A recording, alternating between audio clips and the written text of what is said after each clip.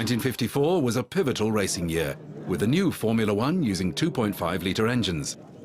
Mercedes were preparing for their return to Grand Prix racing, and Juan Manuel Fangio was to join when the cars were ready mid-year. Defending world champion Alberto Ascari signed for Lancia, but their car wasn't ready until later in the year.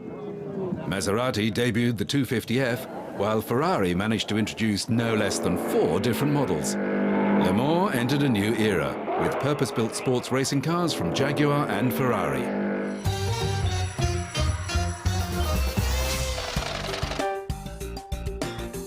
Fangio drove a Maserati 250F in the Argentinian Grand Prix, winning a chaotic rain-hit event from Nino Farina.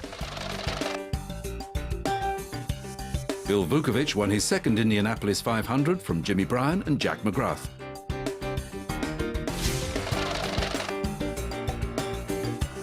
Fangio followed up with a win in the Belgian Grand Prix at Spa from Maurice Trintignant's Ferrari and Sterling Moss in a private 250F. 1954 saw the debut of the powerful 4.9-litre V12 Ferrari 375 Plus, the leading car driven by Froilan Gonzalez and Maurice Trintignant. They were taking on the new Jaguar D-Type with its aerodynamic body, 3.4-litre dry-sumped straight-six engine and disc brakes. It was a pure sports racing car, as opposed to the modified road-going C-Type. Briggs Cunningham was back with a 3-car team, while Aston Martin entered 4 cars. Le Mans was round 4 of the Sports Car World Championship. Nino Farina and Umberto Maglioli had won the opening round, the Buenos Aires 1,000 kilometers, in the Ferrari 375 Plus. The sabring 12-hour race saw a surprise win to Bill Lloyd and Sterling Moss in the 1.5-litre Oscar MT4. Round 3, the Mille Miglia, went to Alberto Ascari in the Lancia D24. In his usual role as the hare, Sterling Moss sprinted away. The Ferrari had the straight line speed, while the Jaguar had the braking and road holding. Others seemed to have neither. Moss outbraked himself at the end of the Mulsanne in an effort to stay with the Ferrari.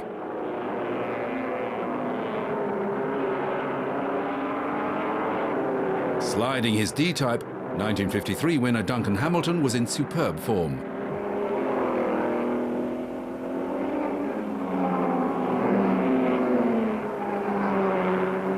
By Sunday morning, the Tony Rolt Duncan Hamilton D-Type was fighting it out with the Gonzalez Trintignant Ferrari when the rains came. Wearing goggles in the heavy rain and spray, Tony Rolt was struggling.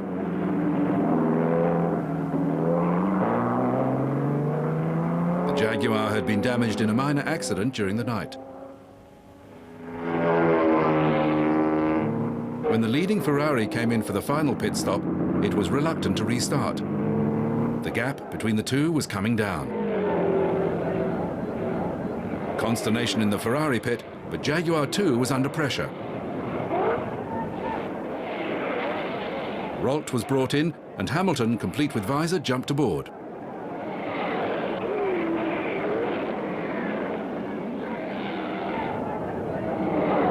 Gonzalez set out in the Ferrari, knowing that he had to maintain his pace until the 24 hours were up.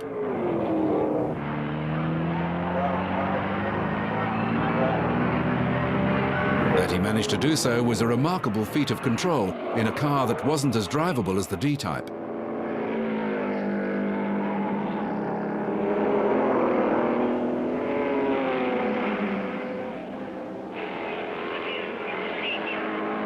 By just 1 lap, Ferrari took the 1954 Le Mans 24-hour race.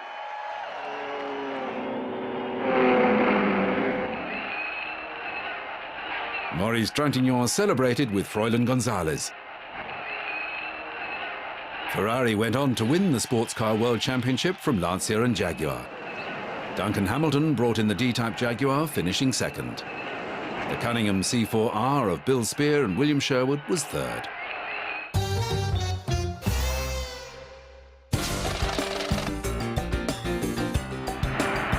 The first weekend of July 1954 was of the greatest significance in Grand Prix racing, as the Mercedes-Benz team left their headquarters in Stuttgart and crossed the French border en route to Reims and the French Grand Prix. After warming up with their 1952 sports car program, Mercedes was making a determined effort in Grand Prix. Team manager Alfred Neubauer and designer Rudolf Uhlenhout were in control. The Mercedes W196, built with all the knowledge available to Daimler-Benz engineers, was the best thought out and prepared Grand Prix car of the era. Among the revolutionary features were desmodromic valve operation, direct fuel injection and a fully streamlined body. Maserati lost their best driver as Fangio returned to Mercedes. 3 straight-8 Mercedes were prepared for Fangio and German drivers Karl Kling and Hans Hermann, who were making their Grand Prix debuts. Because Maserati were now without a top-class driver, Gianni Lancia came to their rescue, releasing Alberto Ascari and Luigi Villoresi.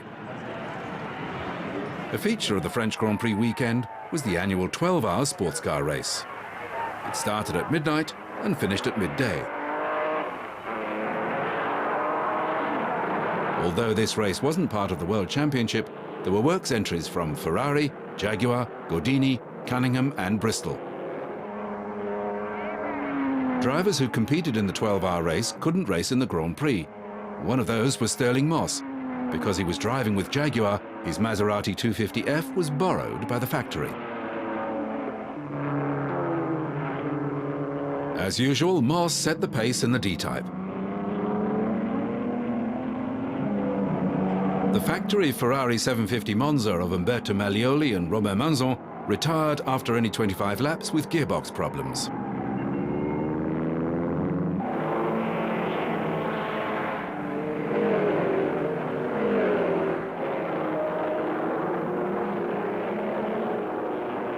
The HWM Jaguar of Australia's Tony Gaze and Britain's Graham Whitehead leaves the pit. Maston Gregory and the veteran Clemente Biondetti in the Ferrari 375mm. They finished 4th. A shower of rain made conditions treacherous, but fortunately the track dried by early morning. The fast, round circuit was perfectly suited to the D-types, like Tony Rolt and Duncan Hamilton, fresh from their second place at Le Mans. Sherwood Johnston and Briggs Cunningham in the Cunningham, and just behind was the team car of John Fitch and Phil Walters.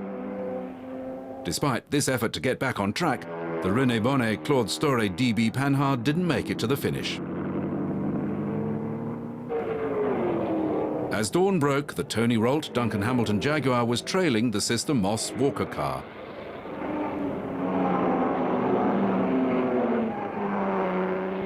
Roger Loyer and Charles Rinon in the Gordini T15S retired with rear suspension damage.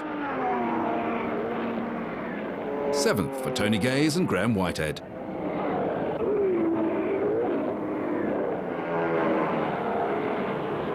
The number 1 Jaguar of Stirling Moss and Peter Walker retired.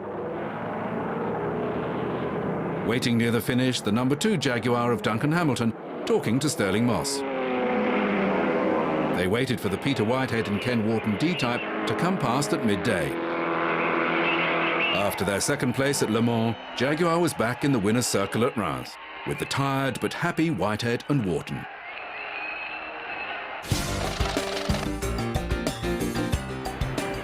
Returning to the Grand Prix, Juan Manuel Fangio and Karl Kling were fastest in practice. The fully streamlined body had given the Mercedes a 1 second per lap advantage on the fast round circuit. Alberto Ascari in the Maserati 250F was 3rd, with Hans Hermann alongside on the 2nd row. The doyen of French motor racing, Charles Faroux, flagged the drivers off.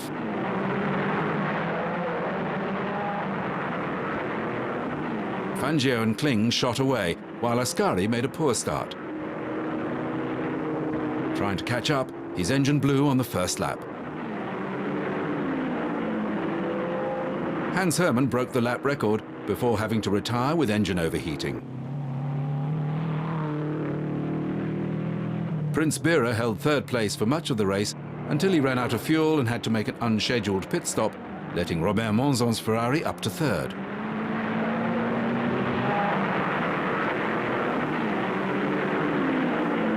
Fangio won by a fraction of a second from Karl Kling, who was pushing harder than was necessary in the circumstances. Monzon was third, Bira fourth, with Villoresi fifth. It was a triumphant return for Mercedes.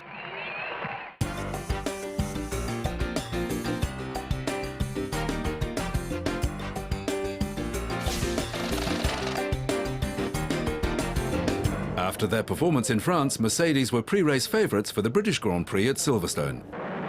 Alberto Ascari blew an engine in practice and had to start from the back of the grid. Fangio started from pole position, but the all-enveloping bodywork on the W196 restricted his visibility from the cockpit. At the end of lap 1, Gonzalez and Hawthorne led Fangio. Ascari had a sensational first lap, passing 19 cars, but eventually retired with a blown engine. Stirling Moss was now catching Fangio and passed him on lap 55. Fangio's Mercedes was now looking second-hand. After contact with the oil drums lining the circuit, the car was occasionally jumping out of gear and was leaking oil all over its driver. Stirling Moss put in a fine performance with his private Maserati and had a long battle with Mike Hawthorne's Ferrari. With just 10 laps to go, Moss had to retire when the de Dion tube failed. It was a Ferrari 1-2, with Froilan Gonzalez winning from Mike Hawthorne. Fangio's protégé, Onofre Marimón, was third in the Maserati. The result restored some of Mercedes' rivals' confidence.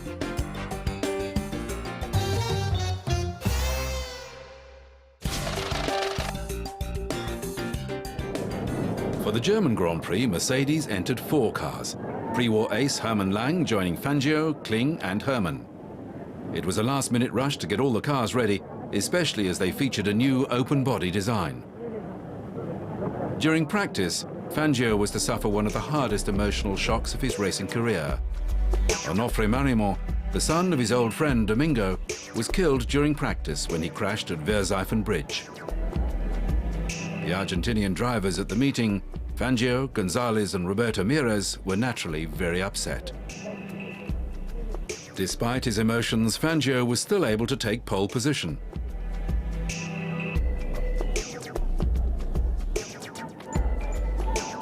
Hawthorne was next to Fangio, and Stirling Moss in the now works-assisted Maserati completed the front row. Hans Hermann and Froilan Gonzalez were on the second row.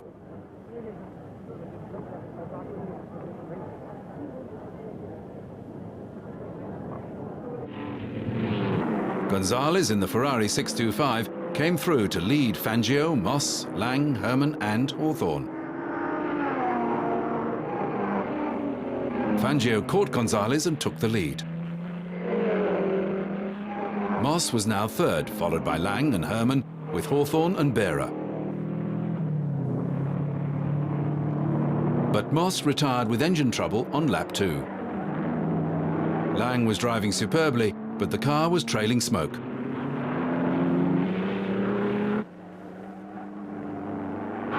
Rushing up through the field was Carl Kling. Lang passed Gonzalez, and Kling lapped in 9 minutes 59. Kling began to close on Lang. Team manager Alfred Neubauer was frantic, as Kling was not supposed to do this. What they hadn't realized was that Kling had a leaking fuel tank and was trying to build a lead before his pit stop.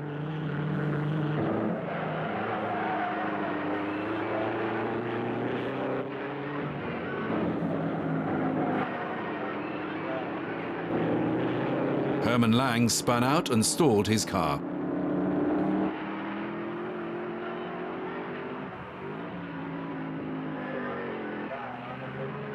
Fangio now led from Carl Kling, who was chasing hard.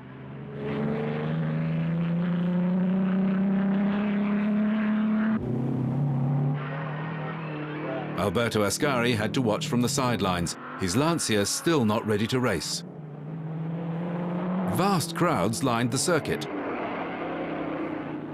Despite the devastation of World War II, Mercedes were able to call on the accumulated engineering skills to create this new breed of Grand Prix racer. It was only 15 years since they had last raced at the highest level, and personnel and knowledge were still available.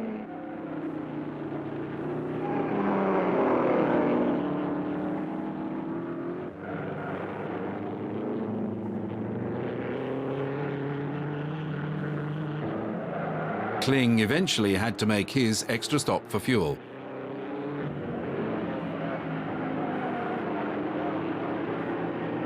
He was concerned about how the W196 was handling and took time to inspect the rear suspension while the fuel was going in.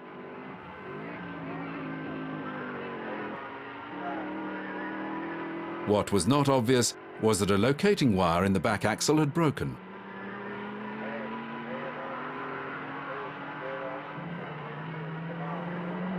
Kling returned to the track, now down in 4th place and running at reduced speed. Fangio was in a comfortable lead and able to separate his emotions from the race. In contrast, Gonzalez was so upset at Onofre Marimon's death, he pulled in to retire. Mike Hawthorne took over Gonzalez's car.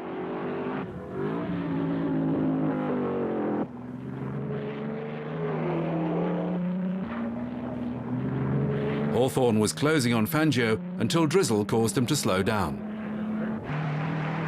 It turned out to be an easy but joyless win for Juan Manuel Fangio, ahead of the Mike Hawthorne-Froilan Gonzalez Ferrari, with Maurice Trintignant 3rd, Carl Klinger disappointed 4th, with Sergio Mantovani a steady 5th.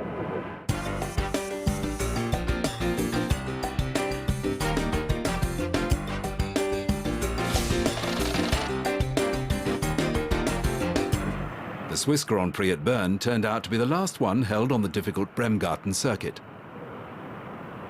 Still missing from the action was Alberto Ascari. Prince Bira was enjoying having a good run in his final season of Grand Prix racing.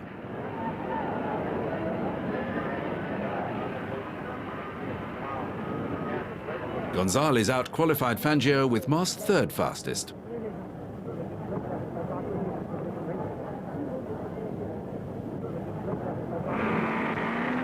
But in the race, Fangio led from the start. Moss soon passed Gonzalez for 2nd and tried hard to catch Fangio. However, he was under pressure when Hawthorne caught him. The two Britons duelled around the Parkland circuit. It ended on lap 22, when Moss retired with falling oil pressure caused by the failure of the oil pump. Hawthorne himself retired with fuel feed problems. That promoted Gonzalez to 2nd and Hans Hermann in the other Mercedes to 3rd. Fangio lapped the entire field up to 2nd placed Gonzalez. Maserati 250Fs were the choice of private entrants, encouraged by Fangio's success at the start of the season before he joined Mercedes. Fangio won by nearly a minute, his 5th victory of the season, and the World Championship was close at hand. Gonzalez took 2nd, Hans Hermann 3rd, while the Maseratis of Roberto Mires, Sergio Mantovani and Ken Wharton were 4th, 5th and 6th.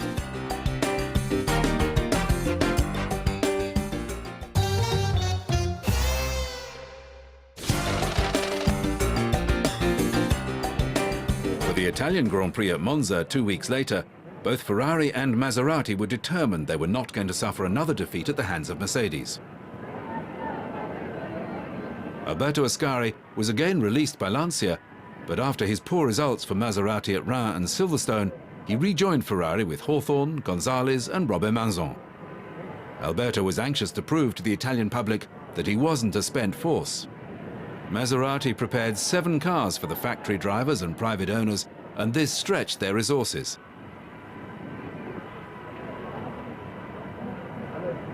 Fangio and Gonzalez confer. Only a 2nd separated the fastest 5 drivers in practice. It was clearly going to be a fast and exciting race.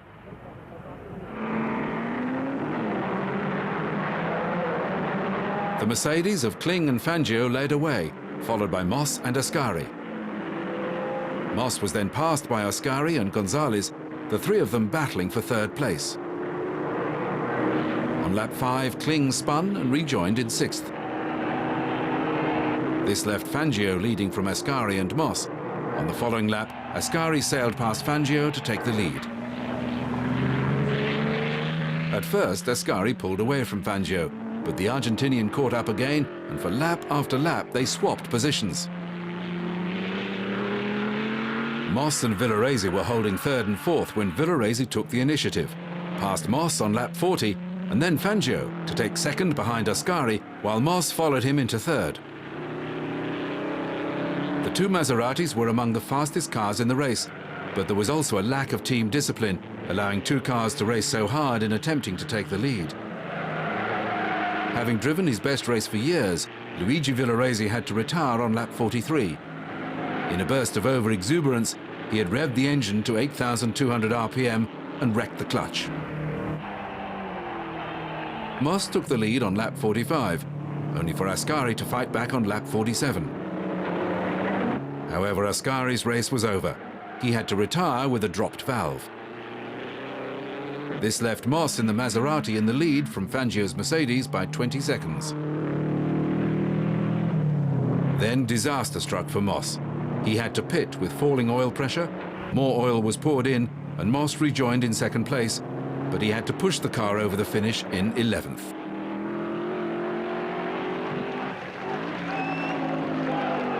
Fangio took over the lead, which he held to the finish, to win from Mike Hawthorne and the shared Froilan Gonzalez-Maurice Trintignant Ferrari.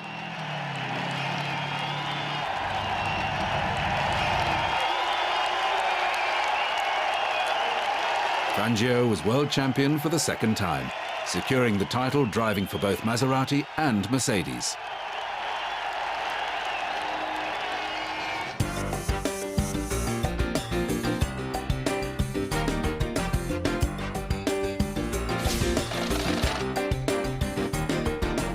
One Grand Prix remained in 1954, the Spanish at Pedralbes in Barcelona. The Lancia D50 finally appeared, to be driven by Villarese and Ascari. Ascari showed the car had potential, setting the fastest lap in practice. He passed early leader Harry Schell and led in commanding style until the clutch failed on lap 11. Mike Hawthorne took the lead for Ferrari, followed by teammate Gonzalez. Fangio suffered from engine problems due to the radiator duct being partially blocked by paper. This caused the engine to overheat, and when he eventually finished third, Fangio was covered in oil and asbestos brake dust. Mike Hawthorne ended his 2 seasons at Ferrari with a win. 1954 had been a great success for Fangio, overcoming his poor seasons of 52 and 53.